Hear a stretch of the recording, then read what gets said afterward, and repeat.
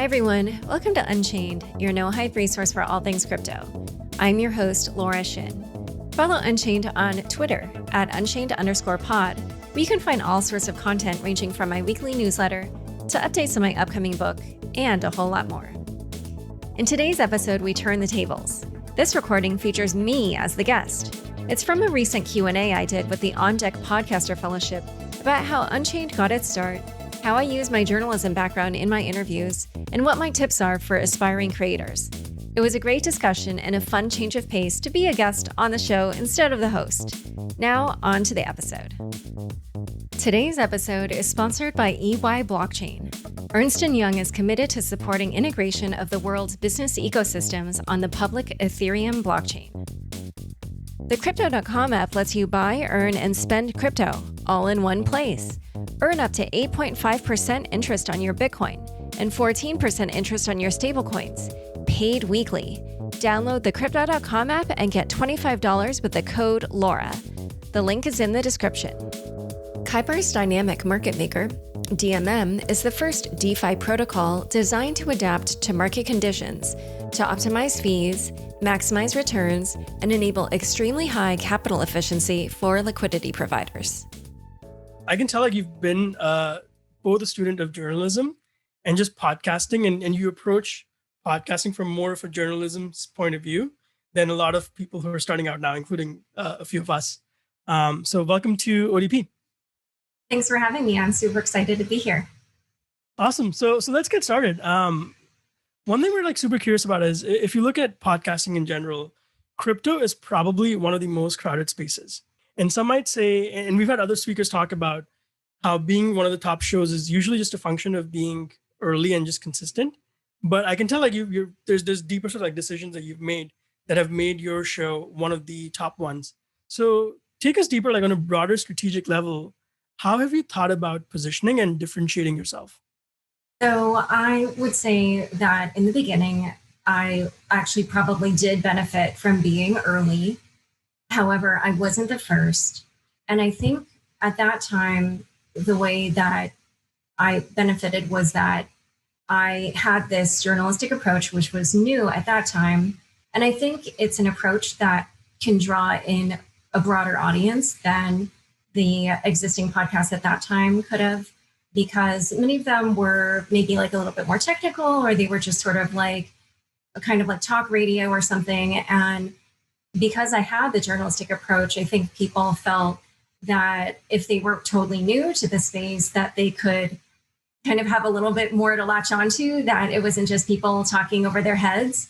Because, if my guest said something and it wasn't something that would be obvious, I would ask them, what is it? Or I would jump in with an explanation, and I still do that today. So I've had different audience members or fans come up to me and say, oh, your show is one that I feel I can share with my friends and they can still get it because you take the time to explain.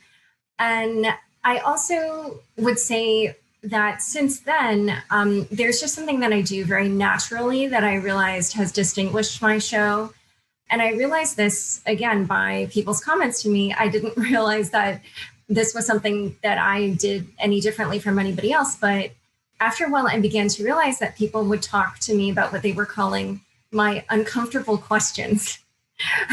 Or sometimes they would say they were just tough questions or whatever. And essentially, it's, what it sounds like, where if I'm interviewing somebody and there's some aspect of their work maybe that they may not want to talk about, or that, is a little bit challenging for them, I'm not afraid to ask about it. And like I said, I didn't even have an awareness maybe that I was making people uncomfortable. I wasn't even thinking about whether or not the questions were tough. I was just thinking about what are the good questions, or what would be an interesting conversation, or what is it that people would really want to know? Those were the kinds of questions I was asking myself. But then I guess it led to these questions that people perceived as being uncomfortable or tough or whatever. And yeah, I don't know if anybody in the audience was a philosophy major or anything like that, but part of my major was kind of in that realm. And when you spend hours a week in small groups, just like discussing ideas and challenging what other people say, or, questioning things. Like, I don't know, maybe I'm just very comfortable doing that. And I think some of my friends are too. So it's probably just not that different from how I live. But I think also because I am a journalist, I don't have any notion that the people I'm interviewing are like my friends, or that I want to be friends with them, or that I can be, or, I kind of know that my place is to be sort of like the stand-in for my audience, and to just, like I said, ask what it is that they want to know. And so I think that's another reason why I became known for that. And I think that's why people really appreciate my shows. I've had so many people come up and say things like, just that they feel they learn so much more from my shows because I do that, or that they feel, yeah, because think about it, in crypto, like people oftentimes, it depends on who I'm interviewing, obviously, but a lot of these people can be making money from everyday people. And so it is kind of a good thing to question them and be a little bit skeptical, and do that on behalf of my audience. So in that regard, I feel like that's how I've distinguished myself. Once I became aware of it, then yeah, I understood that was what I brought to the table. And I began to realize, oh, right, yeah, if I compare myself to the other shows, like they don't really do that. So, and so in that regard, I do feel that's how I've been able to differentiate myself in the space. And I think one thing that's so interesting about that is this applies across like interview shows or narrative shows, because it's all about getting a good story. I'm curious, like, what are other experiences or principles or techniques that you've brought from your journalism background into podcasting? Probably thorough research. The way that I like to describe how to create a podcast is like writing an article in reverse. And so for an article, maybe you would actually interview kind of the main actors in it, and then kind of fill in around by interviewing like other sources.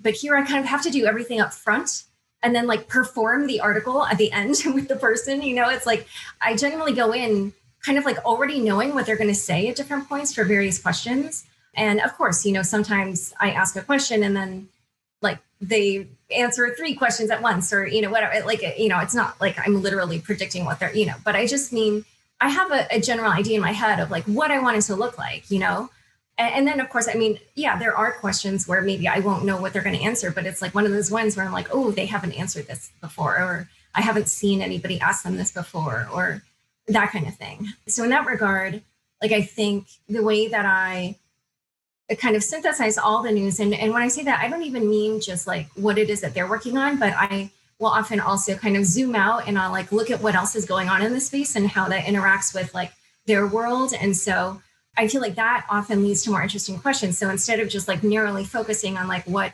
they're up to, like bringing in these other events that will affect them. And I think people find that interesting as well. And then the other thing is that I also do like what I call kind of like topic shows. Generally I'll have kind of like 2 different guests and they sort of discuss this topic together. And I feel like picking the right people and kind of like, making sure that they kind of have slightly different viewpoints. I don't always do this, but after a while I realized like, oh yeah, it is a little bit better if they're kind of coming at it from different angles. And then they, I'm not trying to make it like some like throwdown or, if they do that, great. But it's just like, the more perspectives and the more that they kind of engage each other and push back at each other, I feel like the more interesting the conversation is. So that's another way, because, obviously in journalism, you do try to get different perspectives in an article, and kind of that creates a bigger picture of what's going on. And so when you're thinking about who to bring in or like who the person is, how are you sort of either like testing or filtering for whether they're going to be the right guests who are going to have different viewpoints and actually like push back against each other? Or just like what we see in most panels, just like everyone just agrees and it's the same thing? So a couple of different ways. It sort of depends on what is going on in my life, or like how well I know the person ahead of time. But if I don't really know them at all, I will, look at whatever it is that they've put out. Like it could be their tweets or their articles or their other interviews. I will check out their YouTube, like whatever it might be, other podcast interviews. Other times I actually want to do like pre-interviews with people, especially if I haven't heard them talk before. But for certain things, just because, now it'll be 6 years that I've been covering this space in the next 6 weeks. That's like long enough where at this moment I feel like I kind of generally know, for not for everything, obviously, because the space is going so fast that it's like not possible to keep up everything going on right now. But for so many things, I do feel like I generally know, like, oh, like that's the person who is like really good on this topic, or like has that viewpoint, or whatever. So yeah, so in that regard, it's like mental Rolodex. Something I'm curious about. I loved your articulation of why your audience likes you asking tough questions, but I'm curious why the guest likes it, or how you get around the fact that there are a lot of guests that don't enjoy tough questions as much. I always think back to, if you're looking at all the big Clubhouse shows that exist right now, if you listen to what people are saying in the subtext of the promotion, it's that, oh yeah, with Clubhouse, it's just friendly and it's just chill and you're not trying to do gotcha or anything like that. So there's clearly a model for people expecting not to be pushed. So you have all this credibility, you're at Forbes, you have so many podcast downloads, it's obviously a valuable platform. How would you advise someone who's new and doesn't have your street cred to think about pushing and tough questions when oftentimes they're going to feel a credibility gap with their guest? That's an interesting question. So I really think it goes back to how I didn't know that I was asking tough questions. Like when I was asking those questions, and even now when I do, I'm not trying to put the guest on the spot. I'm not trying to make it a gotcha moment. I literally just want to know. like I'm just curious. I just think it's a good question. I don't have an attitude about it. It's really just a genuine sense of curiosity that I have. And it kind of goes back to what I was saying about maybe how in college, like I'm just so used to having these discussions where people challenge each other's ideas and statements in a very neutral way. And like, there's no hard feelings about it afterward. It's just like, you just go back and forth and like, you say something and the person's like, well, I disagree with you because blah, blah, blah. And then you point back, well, you're missing da, da, da. And then I don't know, maybe just because I'm so used to that. And I have a lot of my friends and I talk that way to each other. And frankly, I think we all think it's fun. And so maybe when I have these questions for my guests and I'm not doing it in a way where I am trying to catch them in anything or whatever. I mean, obviously now that people have said to me, oh, you ask these uncomfortable questions or tough questions. Of course, now I have an awareness. But then when I do it, I just try to stay neutral because it's how I feel. I don't have an agenda, but I do feel like it's a good question. I do feel like generally there's somebody who probably has some kind of position of power where they should be, I don't want to say held accountable because that means like they've done something wrong, but more just like when you have that position of power, like it is, something that you take on and that responsibility to answer questions where, maybe you did something that wasn't, totally towing the line with what your job should be or, whatever. And I feel that just comes with that role. And I feel like a lot of those people know that comes with that role. And so to me, it's just a moment where now they can have the opportunity to explain what happened then or whatever it might be. And it is true. Sometimes people get mad. I've definitely had guests who were mad.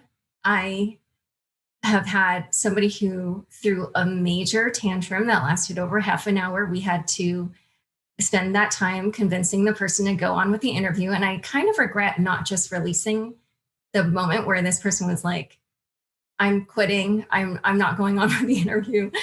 But, we didn't do that. We just persuaded the person to go on because I literally had a half an hour's worth more of questions to ask this person and was genuinely curious to get the answers. And so that's what I did in order to get the answers.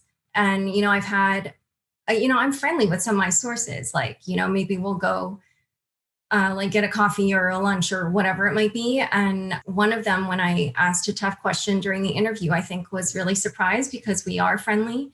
And after we wrapped, said like, you ambushed me. And, that wasn't my intention. As I said, it's just, I thought it was something that probably people in the audience would want to know. And I thought it would give this person an opportunity to explain what happened at that time. And so, my advice for people who are looking to do that is let your curiosity drive you. Don't have an attitude, try to be neutral. And frankly, I think the reason why people like my show is because I do put the audience first in that regard. I understand that sometimes when I ask those questions that maybe the sources won't come back to me or they won't agree, but there are many ways to do journalism, and sure, the podcast requires their participation, but in the future, if I write an article or whatever, then that won't require their participation. So it's not like I cut myself from covering them forever. I just feel like in that moment, my duty is to do the best job I can for my audience, which is to ask the best possible questions. And so that's just the way that I operate the show. I love that, because it's sort of like you're being that audience advocate, whether the guest likes it or not. And sort of related to that, I think currently it's really hot on Twitter to dunk on gatekeepers and editors.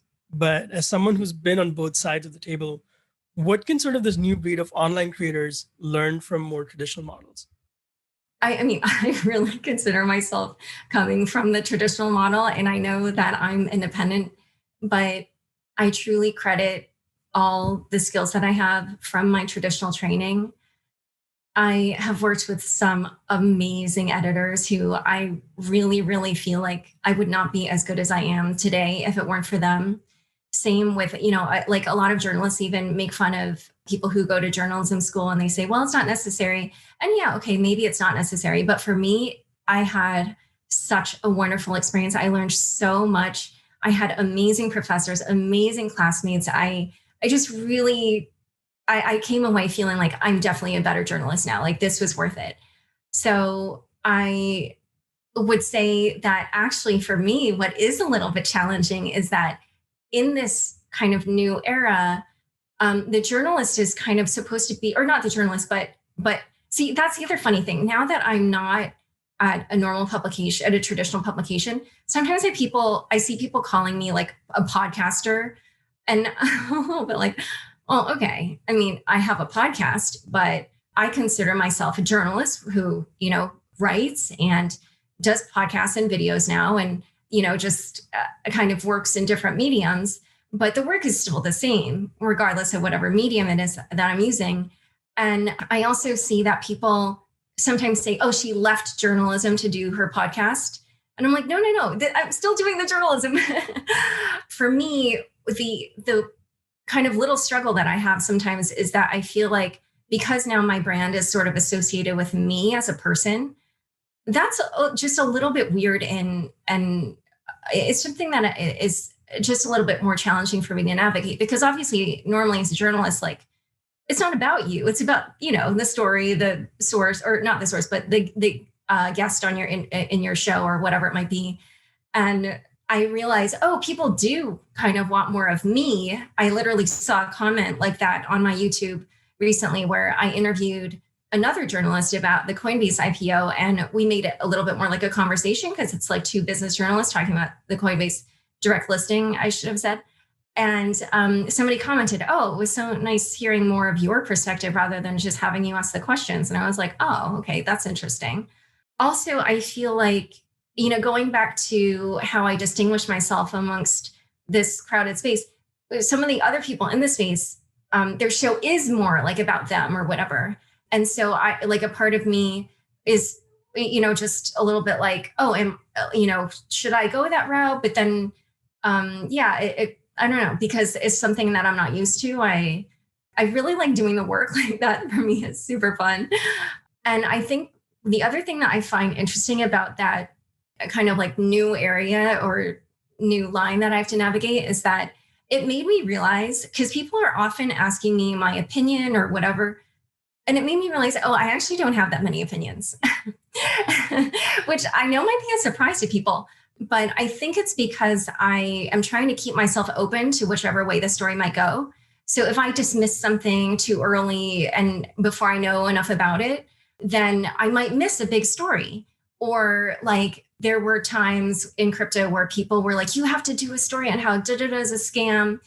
And for whatever reason, at least there's one big one that I can think of. I did not have time at that time to go look into it, but people would ask me about it. But, I always just felt like, because I had never looked closely at it, I couldn't have a judgment on it. Like the reporter in me would want to see like the data and then come to a conclusion, but just like from all the rumors flying around, I couldn't say either way. I would want to I would want to spend like a month researching it before I had any conclusion. So yeah, it's like for anything that I would say, I would want to back it up.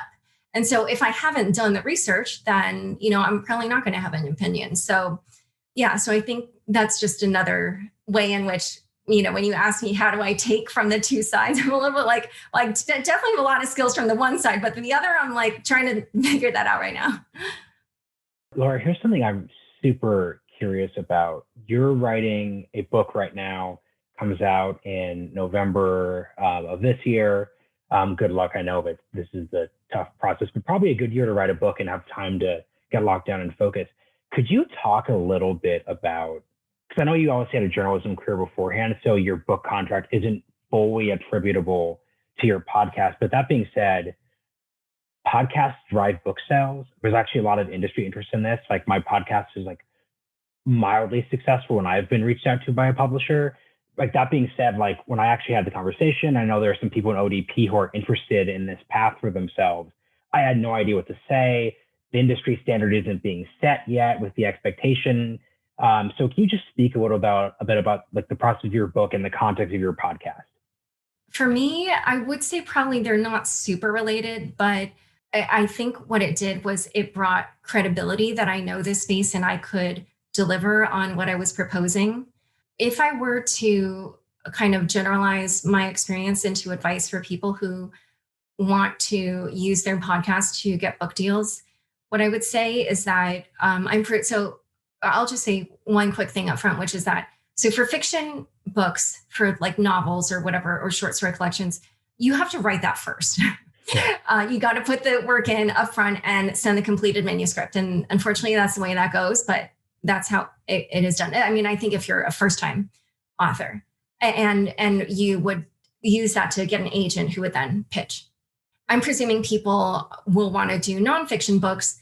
And the way that works is that you write a proposal, which is obviously a lot less work than doing the full on book. But you have to talk about obviously what you're going to say, give like a sample table of contents, and maybe even a sample chapter or two, and include, who you plan to interview, stuff like that. But then also you need to talk about the audience that and who you're going to market this to, because the book proposal is really about like selling this as a product.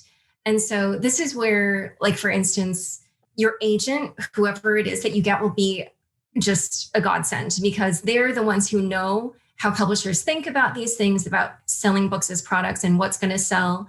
And so for me, I was on the like, well, these are all the cool crypto things going on that should be in this book.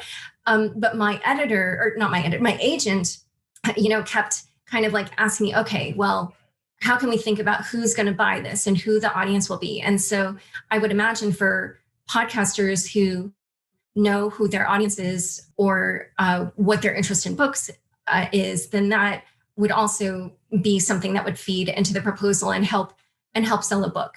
So, the more knowledge that you have about your audience, like I run surveys on my audience, on my podcast very regularly, actually, for that reason. So that way not just for this, but for multiple reasons, because I use that. That's actually a really helpful tip, by the way, for people who want to do podcasts, is to run surveys, because I have used that to like introduce new features and people love them. It's like literally just whatever you can tell people are requesting, like you should do that.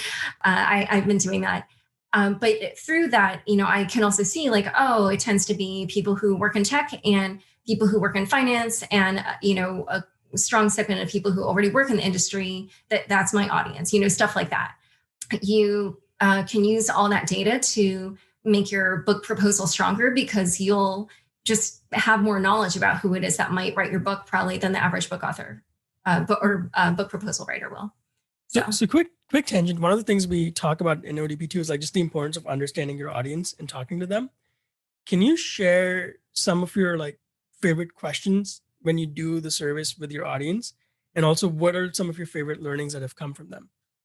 I This is just such a silly one because it seems so obvious, and I'm a little bit like, duh, why didn't I think of that? But one of the questions we asked the first year, and maybe we still do, is, just like, how did you hear about the show? And I didn't have, I did a search in Apple Podcasts or on my podcast platform as an option. And like, obviously that was like a huge percentage. And I was like, oh, right. I guess I just thought like people would hear about it from Twitter or Reddit or, whatever. But no, they just did a search in a podcast app. So that was kind of like a funny one. But I think, what has led me to make some changes is stuff like, I don't remember the exact phrasing, but, how can the Unchained podcast serve you better, essentially? And then it's just like a free form thing.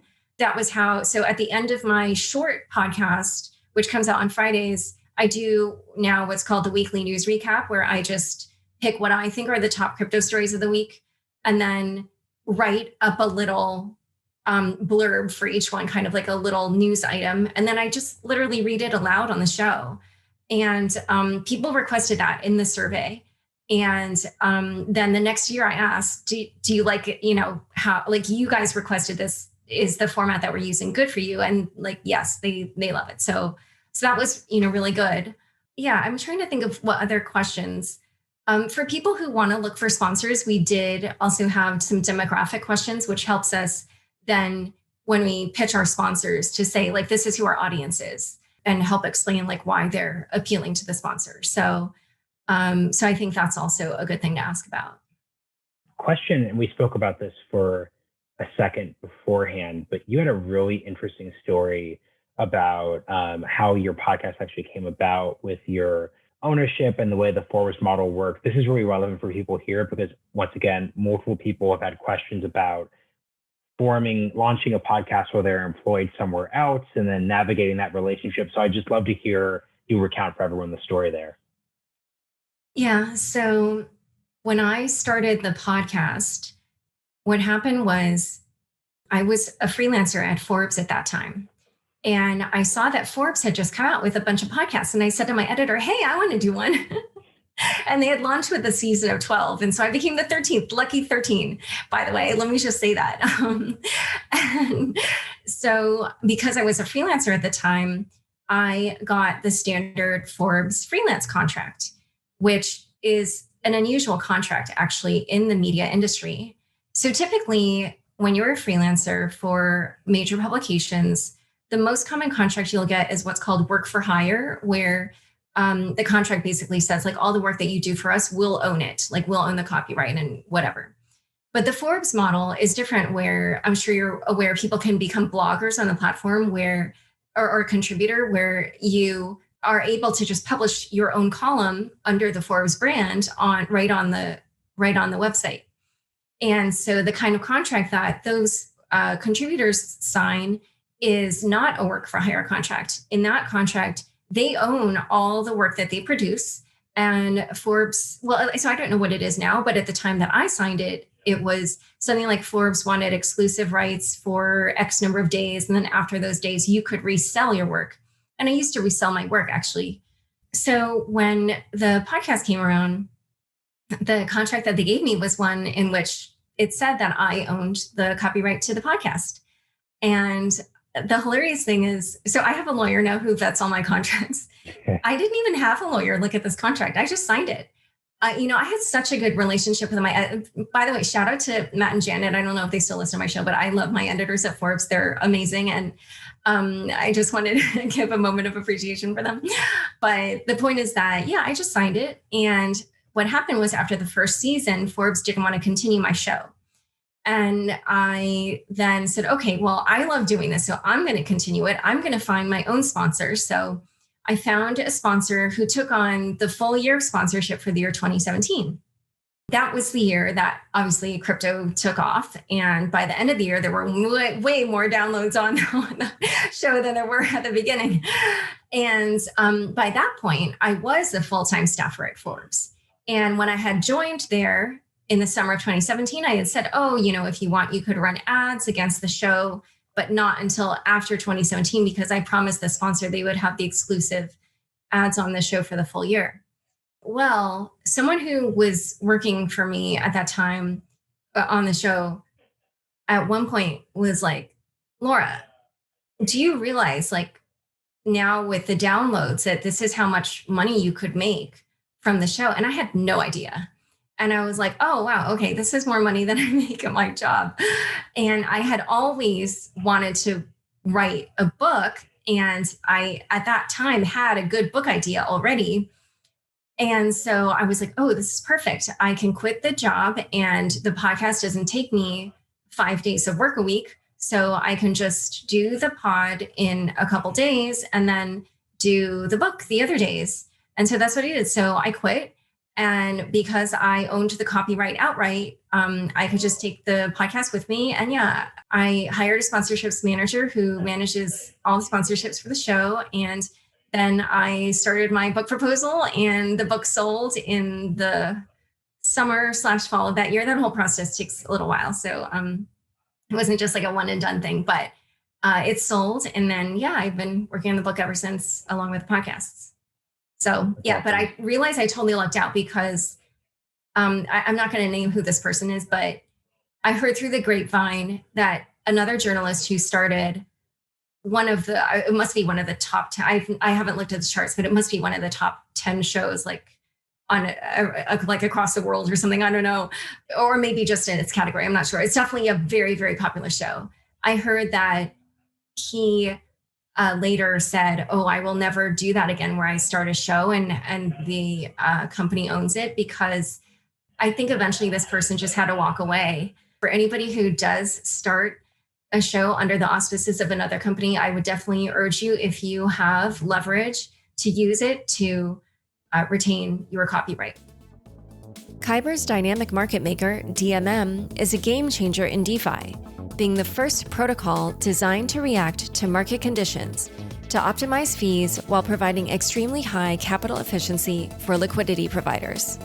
Fees are adjusted dynamically based on market conditions to maximize returns and reduce the impact of impermanent loss. Liquidity providers can customize the pricing curve to create amplified pools that greatly improve capital efficiency and reduce trade slippage. Depositing tokens to earn fees is also fast and simple, with this liquidity easily accessible by dApps, aggregators, or other users. Visit dmm.exchange now. With over 10 million users, Crypto.com is the easiest place to buy and sell over 90 cryptocurrencies. Download the Crypto.com app now and get $25 with the code LAURA. If you're a hodler, Crypto.com Earn pays industry-leading interest rates on over 30 coins, including Bitcoin, at up to 8.5% interest and up to 14% interest on your stablecoins. When it's time to spend your crypto, nothing beats the Crypto.com Visa card, which pays you up to 8% back instantly and gives you 100% rebate for your Netflix, Spotify, and Amazon Prime subscriptions. There is no annual or monthly fees to worry about. Download the Crypto.com app and get $25 when using the code LAURA, LAURA. The link is in the description. Today's episode is sponsored by EY Blockchain. Ernst & Young is committed to supporting integration of the world's business ecosystems on the public Ethereum blockchain. Join our 5th annual Blockchain Summit and Education Series on May 18th to 21st for a deep dive into zero-knowledge privacy technologies, accounting, and tax rules, as well as the future of finance. Sign up and learn more at ey.com/global blockchain summit or blockchain.ey.com. So another thing I'm curious about before we jump to sort of questions from the audience is I saw on Twitter recently that you've talked about not owning Bitcoin. And part of that is like, so you can write for the publications, from my understanding. I'm curious, like, what do you feel sort of like along those lines in terms of like integrity and ethics? What are other things creators should be thinking about that maybe they're not, especially people who like maybe are young and just start a podcast and it blows up, right? Like they're not really thinking through these things. So can you talk a little bit about that decision and how that should apply to creators? Oh, maybe one of the first things that comes to mind is that, so when I said that I quit Forbes and then I hired a sponsorships manager, there was a period of like, I think maybe 1 or 2 months where I didn't have that person, or like 6 weeks or something where I didn't have that person in place. And I remember one of the first companies that reached out to put an ad on the show was, and I'm just going to say this outright because I did mention this on the show recently.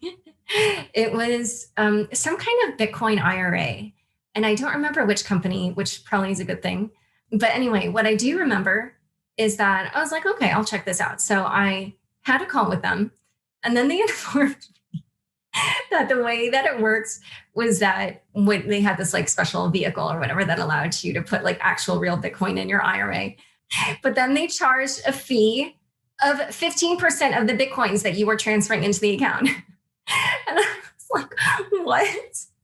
And I just was like, I like cannot put an advert I mean, I was just like, no.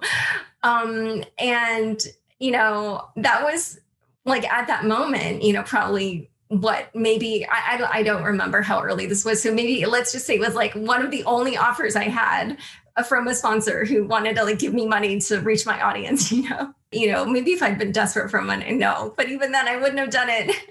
But the point is, I mean, it just goes back to what I was saying earlier, like do whatever's right for your audience, you know, don't be like freaked out, like I'm never going to make money. I have to take it wherever I get it. No, don't do that. If you put out a good show, it will work, right? You just have to like keep going. And yeah, you know, I had the advantage at that point of having already had a year and a half, I guess, by then of having built up the audience for the show and whatever. So it just was a matter of time. I'm sure like if you're starting at zero and also trying to make it work financially, then there will be pressure. But, you know, that was one of the things where like, I mean, there was really no question for me about whether or not I was going to do it, but I could see if I had been in a different place where I was literally just starting out, then I might have been a little bit confused for a moment and been like, what should I do? So, you know, for some of the fellows, if they find themselves in that kind of position, then as I said before, do what's best for your audience.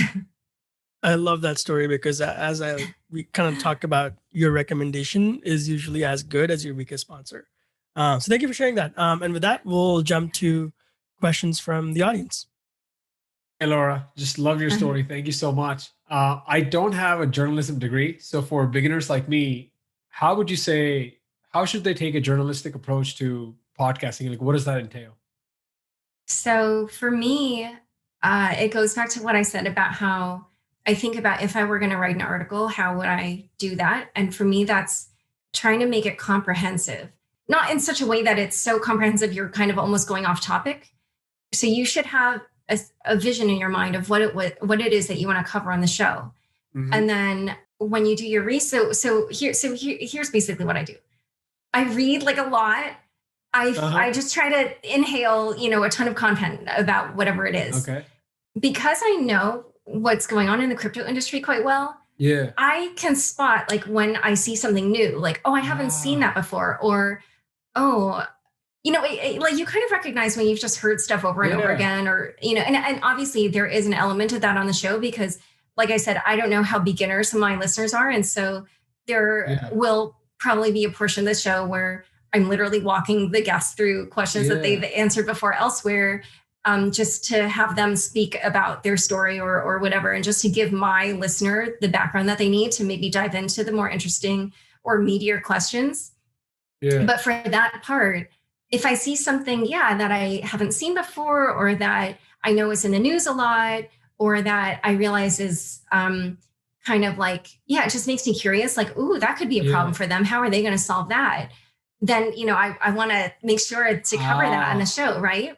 And so sometimes what I'll do is I'll create an outline where I just literally have topics like, you know, background, problem they're trying to solve. How are they going to resolve this issue? Or how is regulation going to affect it? Or, you know, I'm making these up, but like from reading, you kind of see like, oh, these are all the things that could affect this issue that I should cover. And then, then you just try to think, what are the questions that will be the most interesting? And sometimes, you know, you want multiple questions to cover that topic. And sometimes you really just need the one and then you can move on. So that's what I would say. And also sometimes what I'll do beforehand is I will reach out to different sources. I'll be like, hey, I'm doing a show on like, what do you think I should cover? Or like, what do you think I should ask this person? Yeah. Sometimes I even ask that on Twitter.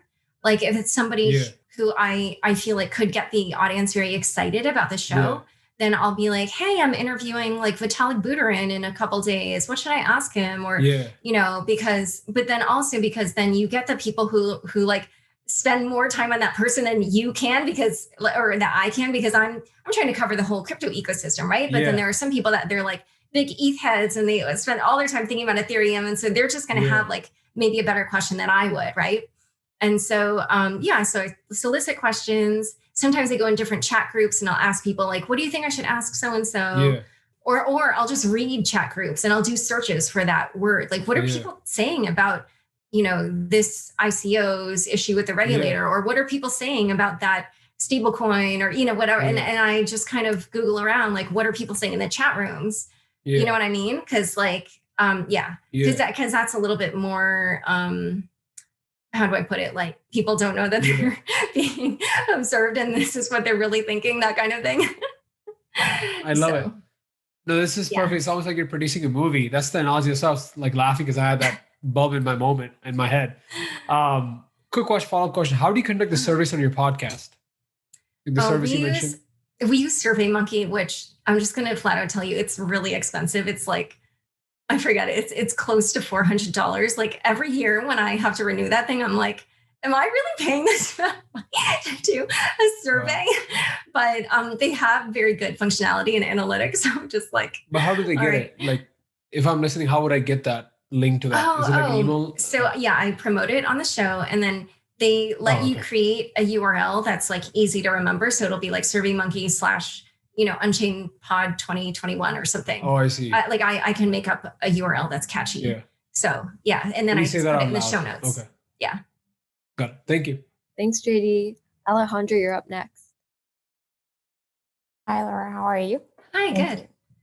How do you choose a good podcast title, a good podcast episode title? Oh, yeah. Yeah. This is actually a really, really, really important step. So here's the deal about podcast titles. And this is something that comes from journalism too. So if your headline or title or the subject line of your email or whatever it is isn't very good, then all the work that you put into that show, like not as many people are going to enjoy it, right? Mm-hmm. So it's just kind of like I remember one time I was working at this publication and I really, really, really wanted this one subject line for the email newsletter, which is how the vast majority of the audience got our content. But for some reason, one of the less popular headlines was the one that was put on the subject line. And I was so upset because there was like a really, really good article in there. And I was like, nobody's going to open this email. And we like put so much effort into this article. And, and it just was like, and it's a good article. And I was like, and it just was this feeling of like, wow, we put all this effort into this thing. And it's just like a lot of it was wasted, So yes, it's very important. So what I do is I actually use this online tool and you can use it for free. They now suddenly in the last like week or two have a paid version of it. I haven't done the upgrade because it's kind of expensive. It's called something like coschedule.com headline analyzer. And it will literally like give you a score for the headlines, which I know sounds silly, but through that, yeah, you can kind of see like, oh, these headlines are just like maybe a little bit easier to grasp. And even actually just from running your headlines through the test, I feel like it just helps you learn better, like what works. I do see that some other people, because the other thing that you could do, which I sometimes have done, is I have a big guest and it's just like, I know my audience is going to like want to hear that guest. And I know they're going to be like excited if they see we discuss these different topics. And so sometimes people just put like, big headline name, : topic everybody's talking about, that kind of thing.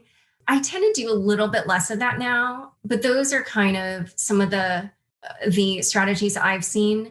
If you do have a big name, it's very, very good to put that obviously in the headline and definitely up front is even better. So, big name, : blah, blah, blah. If I do that, sometimes I'll put like a little quote of something kind of juicy that they said, if it's short enough, because you don't want to make the headline too long either. If you make it too long, then it gets cut off in Google SEO and whatever. So it needs to be like short, but that's like another way. And then numbers can also do well. Like I recently did a show about personal finance and crypto, which I thought was super interesting. And I actually was excited because I used to cover personal finance. So I was like, this is so in my wheelhouse. And I kind of like was excited because I, just felt like, oh, like I can ask all these questions about these things that I used to, interview people about in the past, and crypto, which it was just fun. But, I'm well aware that the average person, like per financial advisor, like, I'm not going to click on that. So I threw in the headline that financial advisors control $5 trillion of investor wealth, because it's just like, hey, heads up, listen, pay attention. This is a big topic. Like, if we get this crowd on board into crypto, then they could get a lot of money into crypto. And so, things like just think of things in that way.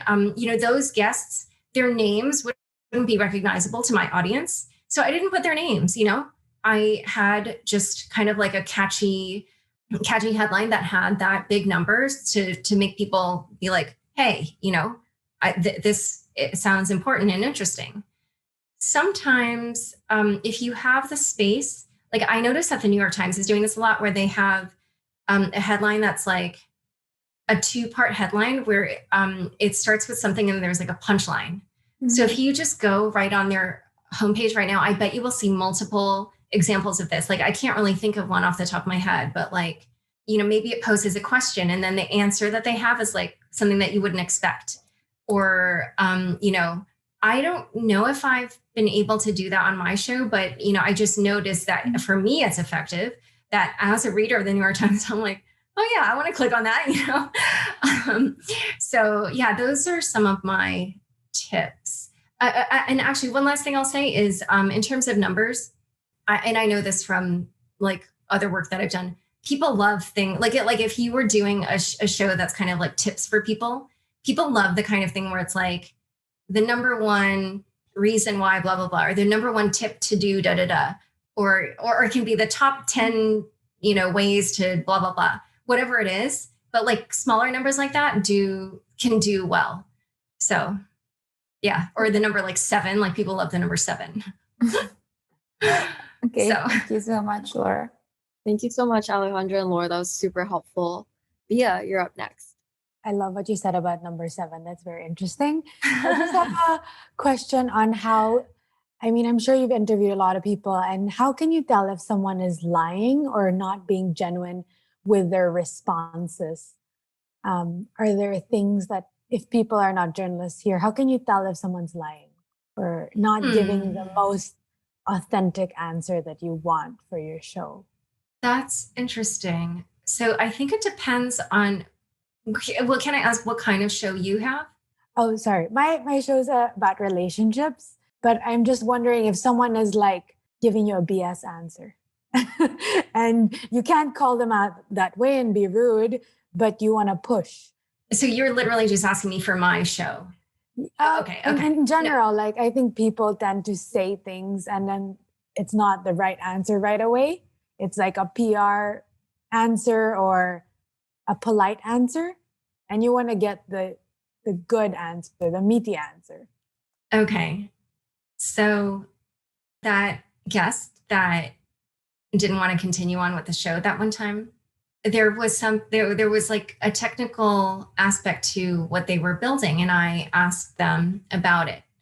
And they were describing it with this term that is kind of like a buzzword now in the tech world, right? Like it's kind of like where the future of tech is going. But then when I asked them to describe the mechanics of it, it didn't fit that description of what that technology is. And so I was saying, well, how is that a blah, blah, blah hot buzzword thing? Because what you're describing that's not it. And so I was just like kind of pointing it out factually that the description and the term that he was using to describe it were not the same.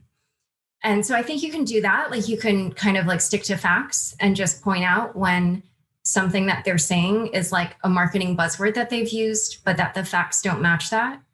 For other things, I don't know if I've had people who've lied necessarily. I have had instances where sometimes people are in a dispute and I ask them about it and then they say something about the other side. I typically try to reach out to the other side and just get a response and like insert that into the show.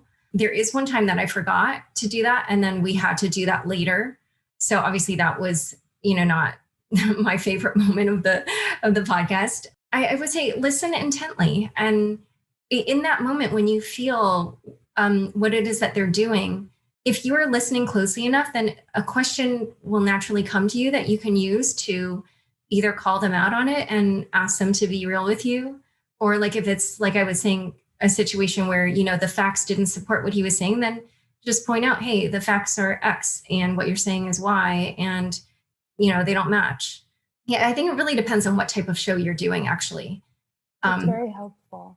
Okay. I was talking to another journalist, and she was saying that sometimes people on Twitter or in the digital world are really good online, but when you get them as a guest, it's like you're trying to squeeze like a dry, like, I don't know, tea towel or something out of it. And do you have anything that you do to warm them up? Because I know I hear people say like, say more, tell more, if they're good on Twitter, but not good on the show. So I, like I said, will Google their name on YouTube and other podcasts if I haven't heard them speak before. But even if I find that in the other interviews I listen to that they're kind of like reticent, or if I've done a pre-interview with them and I notice that they're that way, I literally just write like way more questions. So let's say that for a normal show, I might have like one question for this one topic, and that's enough to like launch somebody into the whole topic. What I'll do is I'll write like 5 questions that are grouped together where it's like, okay, if they stop, then I have a second one on that just approaches that from a different angle. So it's like, not only like, how did you do but also why and when and who was involved and like, just, or whatever, like I'm kind of making up, like how big was it? How many how, who did this or that? Like I'll literally just try to kind of like fill in what they might say and then make a question around it. But yeah, the truth is it actually is better if you can just find guests who are good talkers. Here's the deal. I'm sure everybody will already know this, but the people who work at the most important companies and have the most important positions, they're going to be the most reticent, but they're also going to be the big fish names that you want to catch, right? So yeah, just have like way more questions for them because you kind of know going in that they're going to be as tight-lipped as they can be. Well, not all of them, but it depends on what company they have and what their position is, but many of them will be. And so that just requires, in a way, even more research sometimes, because sometimes then you'll want to be like very specific about like, what you're asking them about. Like you might want to have numbers, you might want to have like incidents of like, hey, when this happened, can you tell me blah, blah, blah. Like, if you want to have the big names, then sometimes that's the best way to go. I think it's really good and enlightening. But the last question I have is that you list a lot of questions, and that's part of the curiosity that you're mentioning in the beginning of this session. Are there other people that you find have that same curiosity that you have? Like, are there people that you look up to in terms of their curiosity that you've kind of emulated? Oh, that I've emulated for my show? Yeah, like other journalists, or for example, like I like looking at Amanpour because she does a documentary on relationships. So her questions are fantastic. For yourself, do you look at other journalists or writers or? Okay, so for writers, for sure.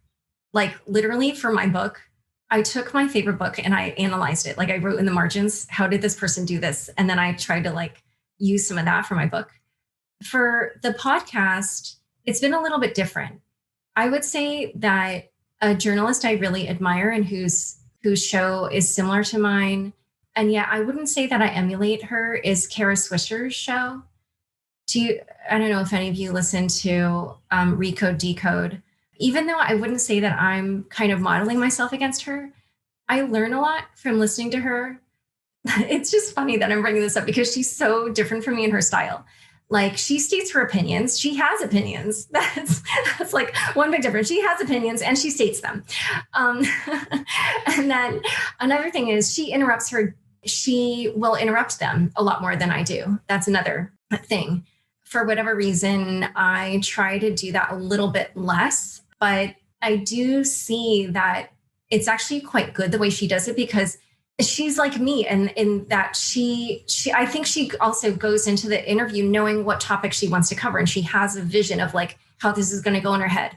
So I can tell that sometimes what she'll do is she'll ask a question, and then the person like basically answers it, and she can see that they're just going to like wax on about it, but it's just like going to be more of the same. So she'll just cut them off and like move on to the next topic. And a part of me is like, oh, I kind of wish I could do a little bit more of that.